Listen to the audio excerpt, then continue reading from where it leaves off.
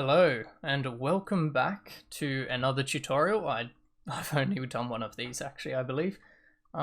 Today I've decided to have a look at bees. I've decided to have a look at cheap, tileable honey farms. So these are the honey bottles, not the honeycombs. If you're looking for honeycombs, I'm afraid I'm not doing that. This was purely because I was on my server and I needed a efficient way to get a lot of slime blocks. So I came up with this 2-wide tileable design. So this is 2 of them. It's cheap, it's simple, and it's just very easy to tile. Once you've built one, it's very easy to just keep on going with them. So on with the tutorial. Okay, so I'm going to start off with just the grass, and the dispenser goes here, the beehive goes here. There we go. So I've just started with this so that you get a general idea of where this is going to be located. It's going to be nice and easy. Place 2 flowers here. I don't know if it has to be 2 flowers. Might need to, it could be less. I'm not actually sure. I'm actually going to do 4 here just to make it look nice. And leading into the dispenser, have a hopper. And if you want a little additional space for your bottles, just have another hopper there.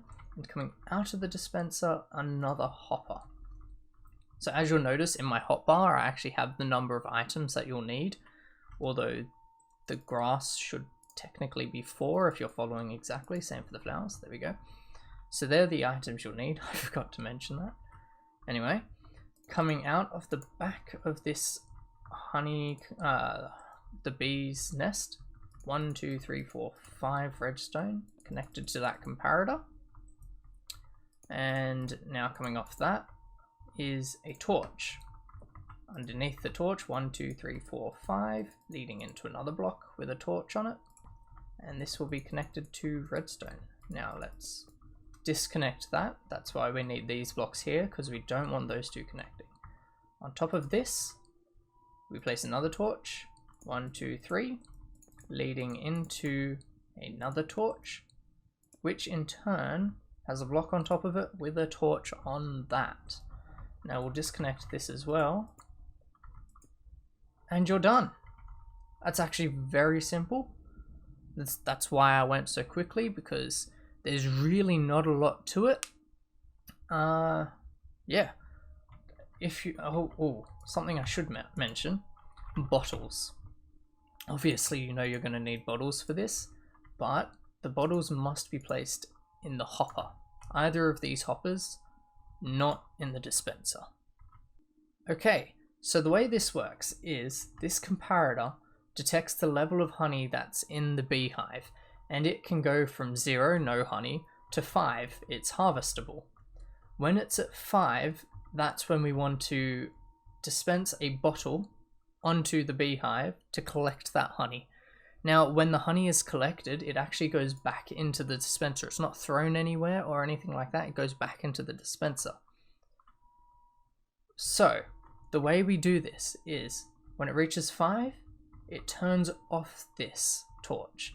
When this torch is off, all of this gets turned off, and this torch gets turned on again. So see if I disconnect this, it's off. That gets turned on. That means this item hopper is now locked. Nothing can come into it, nothing can go out of it. So that's the very first thing that happens. The second thing that happens is this torch gets turned back on. So this gets turned off, therefore this one gets turned back on again. When this is on, this torch turns off. That unlocks this hopper up here. That will start draining the bottles from this hopper up here into the dispenser. However, we only want 1 bottle. We don't want to drain all of them. That would be a complete waste of bottles. The way to make it so only 1 bottle is drained is by locking the hopper again instantly. That's what this torch here does. When this is turned off, this gets turned on almost instantly after. Enough time for only 1 bottle to filter through. But the brilliant thing about this is, this torch up here, when it gets turned on, the dispenser gets triggered. So the one bottle that is filtered through then harvests the beehive and you have honey. Now that honey bottle's sitting in here and you've collected it. That's exactly what you wanted.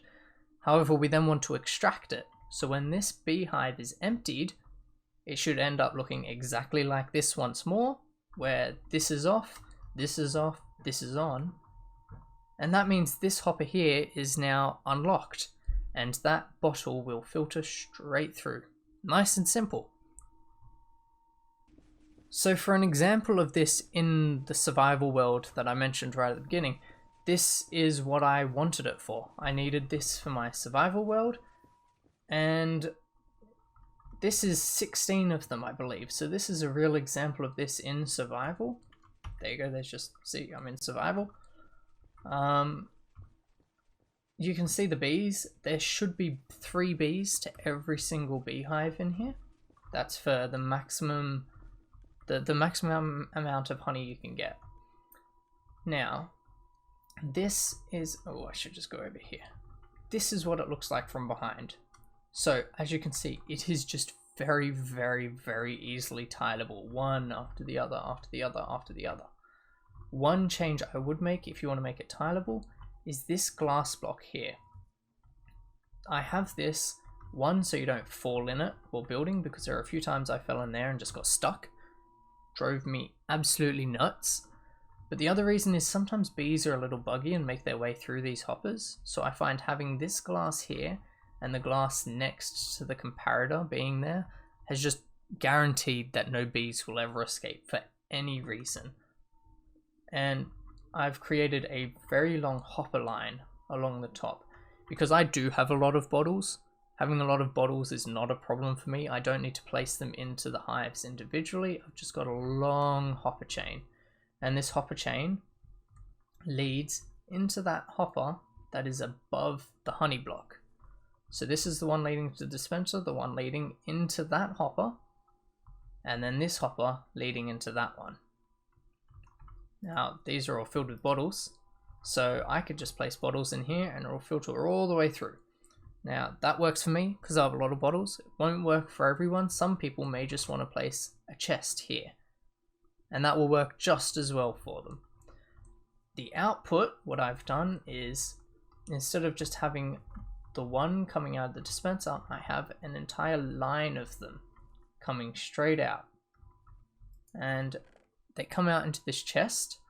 As you can see, there is quite a decent amount there, and it produces a lot, especially when you have 16 of them. I've kind of gone overboard, but for what I wanted, I needed a lot of honey. So 16 has worked well for me. You'll just have to find out what works well for you. But as I said, it's easily expandable. There's no problems with it whatsoever. And yeah, there's the survival example. Hopefully this all worked well for you. I hope you enjoyed it as well. I hope it comes in useful, and it is simple and cheap, like I say it is. I mean, I think it is. Hopefully it is for you. But that's it. That's the end of this tutorial. So I hope you enjoyed. Feel free to subscribe if you would like. I don't upload very often, but if anything, that's more of a reason to. You're not going to get spammed by me with videos you don't care about. I only ever upload when something like this comes up. I need something in the server that is not otherwise available, that isn't tailored to my needs. So feel free to subscribe, and every now and then something may pop up. And yeah, goodbye.